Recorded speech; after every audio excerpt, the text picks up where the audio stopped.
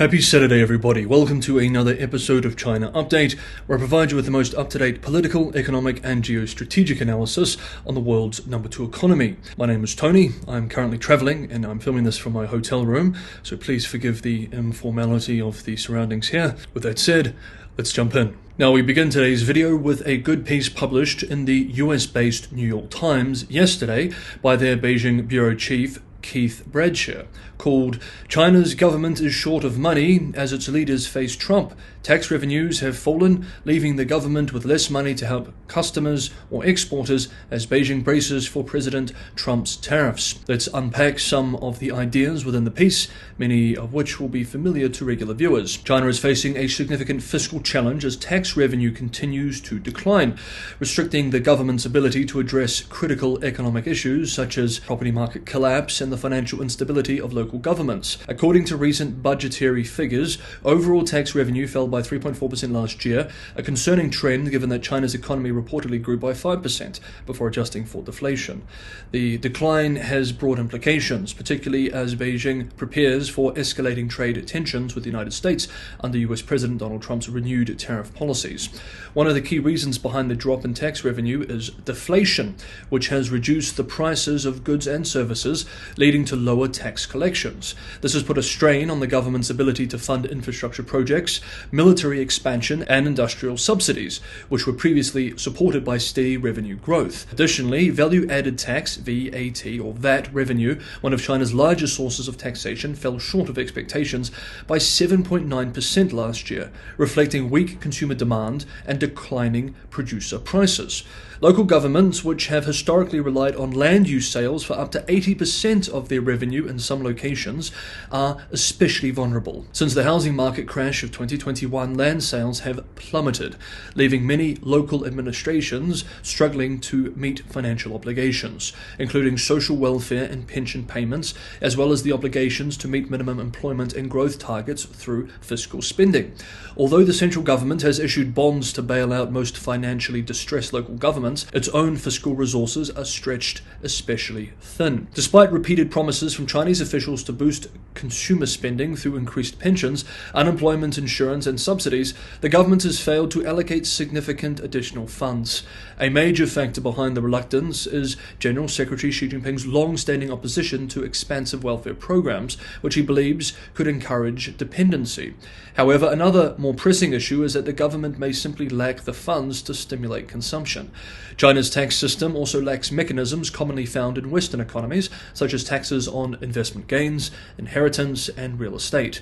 Without these revenue sources, the government is heavily dependent on VAT, corporate taxes, and import duties, which have all underperformed due to weak domestic demand and a struggling housing sector. Looking ahead, the piece argues China's financial situation may be even more precarious than current budget forecasts suggest. With widening deficits and a reluctance to introduce new taxes, the government faces mounting fiscal pressures that could hamper efforts to stabilize the economy.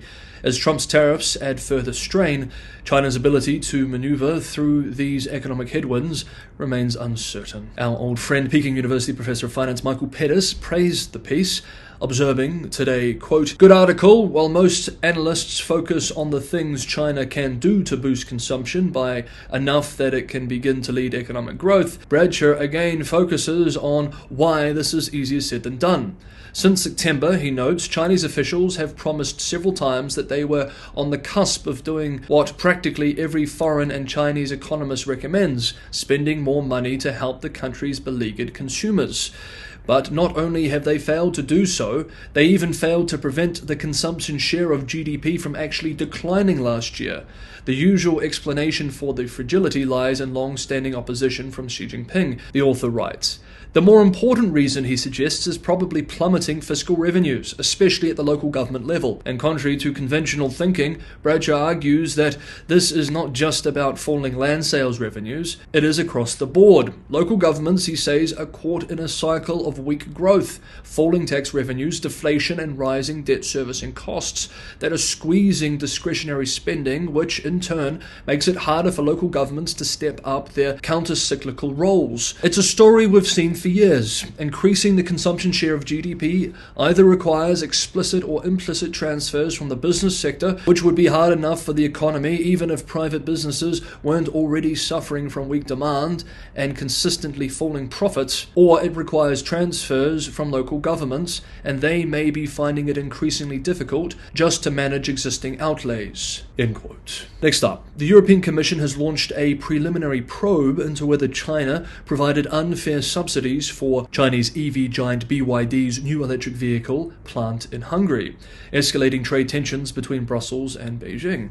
According to sources familiar with the matter speaking to UK-based The Financial Times, the Commission's foreign subsidy investigation could lead to penalties, including asset sales, capacity reductions, or repayment of subsidies if violations are found. The probe highlights growing concerns over Hungary's deepening economic ties with China under Prime Minister Orbán, who has frequently clashed with Brussels on key issues, including the war in Ukraine. Hungary has attracted nearly a quarter of all Chinese investment into Europe, with the €4 billion BYD plant in the country set to create 10,000 jobs. However, EU officials argue that the factory relies heavily on Chinese labor and imported components, limiting the economic benefit to the bloc. Hungarian Europe Minister János Boka stated that Budapest was not informed of the investigation but remained calm, emphasizing that state aid decisions were carefully vetted. The EU's foreign subsidies regulation, introduced in 2023, has been used against several Chinese firms, allowing the Commission to impose trade remedies. BYD already faced EU tariffs of 17% last year after a separate investigation determined it received Chinese state support. BYD, backed by Warren Buffett, is aggressively expanding globally, with additional factory plants in Turkey and another undisclosed location.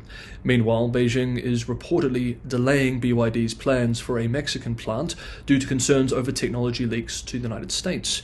We discussed this earlier this week. Other Chinese automakers, including Chery and Geely, are also investing in Europe, while battery giant CATL is building a €7 billion plant in Hungary as well. Now we move to our final update for today, but just quickly, if you're getting some value from today's episode of China Update, don't forget to hit the like button. If you appreciate me getting these videos out even while I'm traveling, it is a big help if you can like, and if you haven't already subscribed to the channel, Patreon and Buy Me a Coffee links are also in the description below for those who want to help keep the channel financially sustainable. Thank you so much. And finally for today, a controversy involving the 13-year-old daughter of Baidu Vice President Xie Guangjun has ignited a heated debate on data security and privacy breaches in China. The young girl, engaged in an online dispute, allegedly doxed another internet user, revealing private information that was initially suspected to have been sourced from Baidu. However, investigations later revealed she had purchased the data from the dark web, exposing a vast underground market for personal information. The scandal escalated when investigative reporters from Southern Metropolis Daily